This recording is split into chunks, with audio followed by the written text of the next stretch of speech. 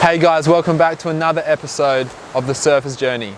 In today's episode, I'm going to talk about how surfers get out the back, what we have to do to get past the waves. There are 3 key techniques to get us out there. One of those is the duck dive. I'm going to break that down for you step by step in today's video. And guys, if you're new to the channel, please subscribe now so that you stay up to date with all of our latest tutorials.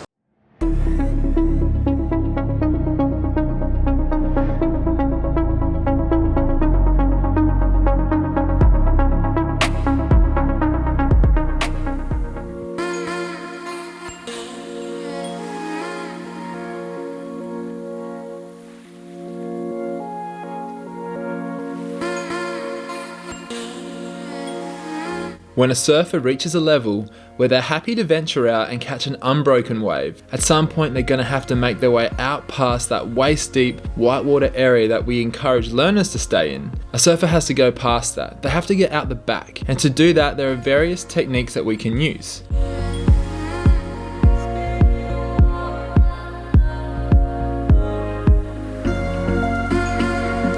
Let's have a look at what these 3 techniques are in greater detail.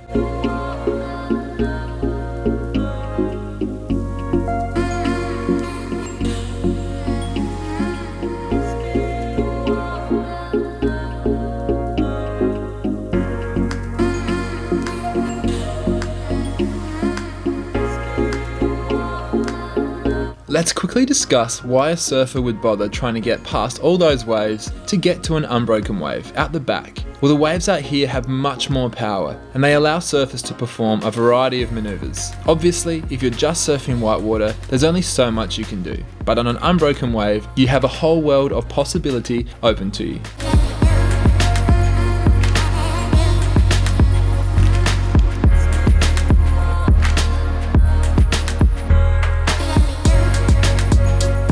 Do we even need to duck dive? Well, not always. Sometimes we can just paddle over waves like this. But if we've done a detailed pre-surf analysis, then hopefully we've spotted an area that we can paddle out through that has limited waves breaking. If we can do that, we'll make our lives a lot easier.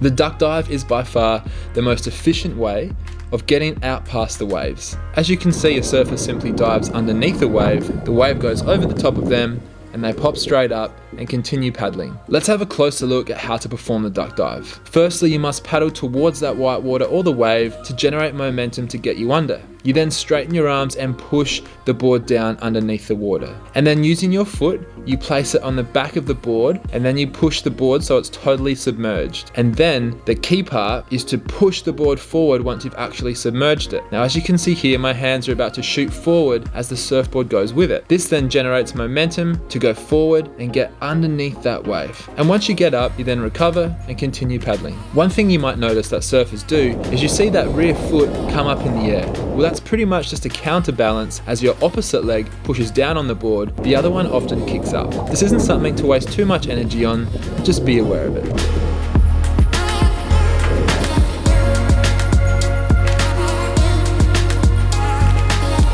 The turtle roll is a more common technique used by beginners and intermediate surfers. It doesn't take as much technique and practice, and also it's easier to do with bigger, high volume boards. As you can see here, the surfer simply rolls over, holding the surfboard close to the nose. As they roll over, they then keep that close to their body. So you pull the surfboard into you. Keeping it close to you and pulling it in allows the wave to roll over the top.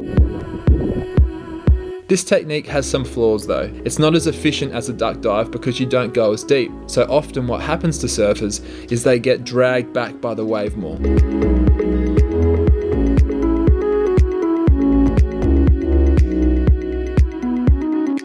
Ditching or bailing your board like this is a method that should only be used in worst case scenarios. It's very dangerous if you're surfing in crowded lineups. If there are surfers behind you and you ditch your board, well, chances are that board's going to stretch as long as your leg rope is, and then it's going to hit someone behind you. So it's very dangerous.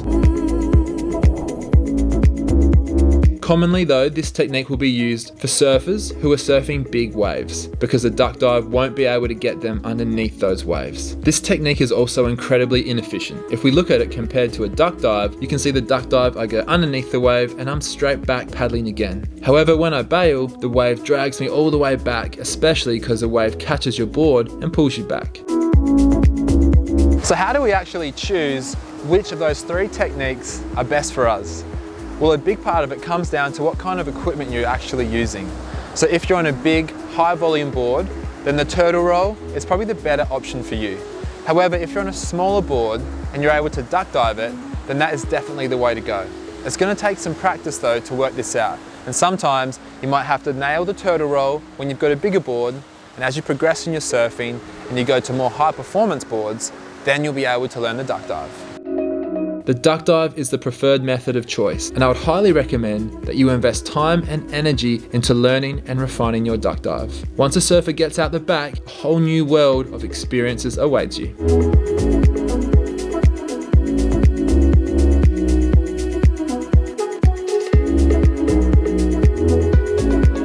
Guys, thanks for watching the video today.